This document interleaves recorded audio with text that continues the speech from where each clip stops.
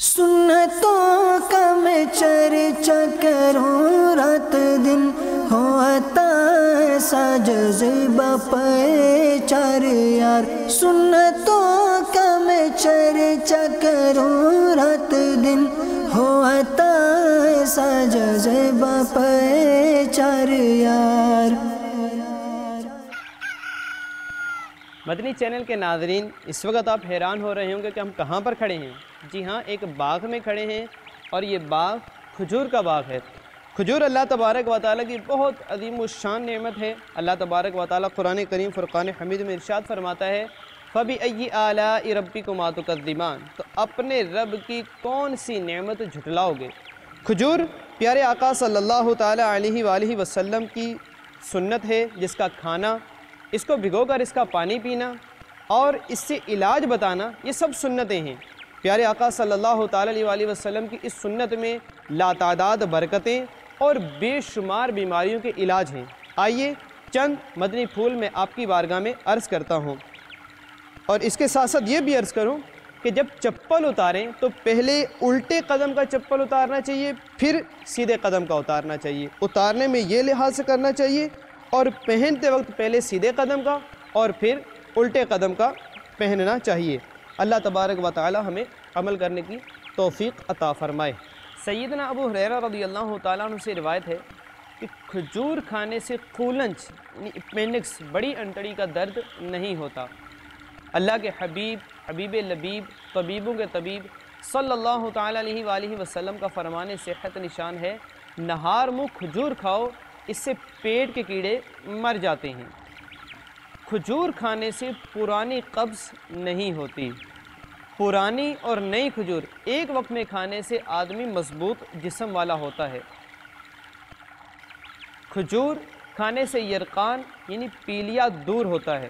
کھجور کھانے سے زخم جلدی بھرتا ہے، اور اس کے ساتھ ساتھ یہ بھی ذہن میں رہے کہ ایک وقت میں 5 تولہ تقریباً 60 گرام کھجور سے زیادہ نہیں کھانا چاہیے۔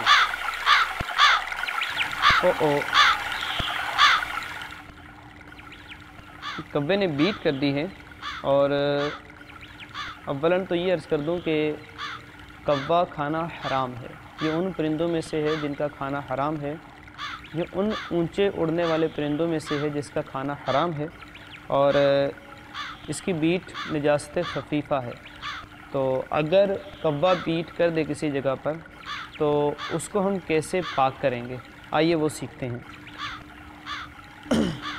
جس طرح میں نے آپ کو پہلے عرض کیا تھا کہ چپل اتارنے میں پہلا الٹا قدم اور پھر سیدھا قدم اتارتے ہیں، لیکن پہننے میں پہلے دایاں قدم یعنی سیدھا قدم پہنیں گے اور پھر الٹا قدم پہنیں گے۔ اس وقت آپ یہ جو نہر دیکھ رہے ہیں، تو یہ نہر کا جو پانی ہے یہ مائع جاری کہلاتا ہے، چلتا پانی، اور اس میں دھونے کے لیے کپڑے کو نچوڑنے کی یا وہ بہت زیادہ محنت کرنے کی ضرورت نہیں ہوتی، بلکہ جس طرح میں عرض کروں گا اس طرح کرنے سے آپ کا کپڑا پاک ہو جائے گا۔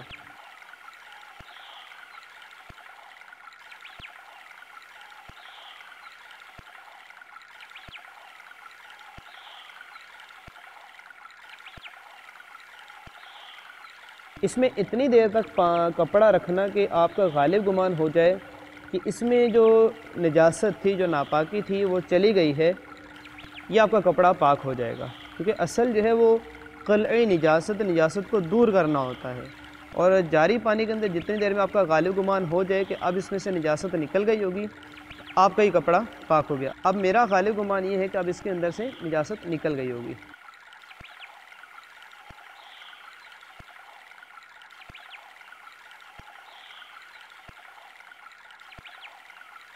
مدنی چینل کے ناظرین، ابھی آپ نے نہر میں اس کپڑے کو پاک کرنے کا طریقہ دیکھا، لیکن گھروں میں چونکہ نہر نہیں ہوتی تو وہاں پر کیا کریں گے؟ تو وہاں پر اگر ناپاک کپڑے کو کسی بالٹی کے اندر ڈال دیں، اور بالٹی میں ڈالنے کے بعد آپ نے ٹوٹی کھول دی، ٹوٹی کھولنے کے بعد اس کپڑے کو اچھی طرح بالٹی کے اندر ڈپ کر دیں۔ ڈپ کرنے کے بعد اب جب یہ ٹوٹی سے بالٹی بھر گئی، بھرنے کے بعد جب پانی اس میں سے گرنا شروع ہو گیا اور آپ کا گمان غالب ہو گیا کہ جو نجاست تھی اس میں سے نکل گئی ہوگی، جب آپ کا غالب گمان ہو گیا، آپ کو یقین ہو گیا یہ کپڑے میں جو نجاست تھی وہ نکل گئی ہوگی، تو آپ کا کپڑا پاک ہو گیا۔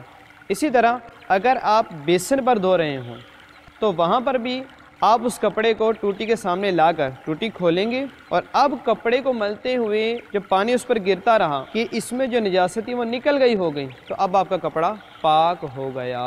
میٹھے میٹھے اسلامی بھائی اور مدنی چینل کے ناظرین، آج کے اس سلسلے میں آپ نے کھجور کے فوائد اور اسی طرح کپڑے کو پاک کرنے کا کچھ طریقہ سیکھا۔ انشاءاللہ عز و جل اسی طرح کے مزید مدنی پھول، مزید فوائد، مزید شرعی مسائل کا عملی طریقہ لیے ہوئے آپ کی بارگاہ میں حاضر ہوں گے۔ اجازت دیجیے۔ سنتوں کا میں چرچا کروں رات دن، ہوتا ایسا جذبہ پہچار یار، سنتوں کا میں چرچا کروں رات دن، ہوتا ایسا جذبہ پہچار یار۔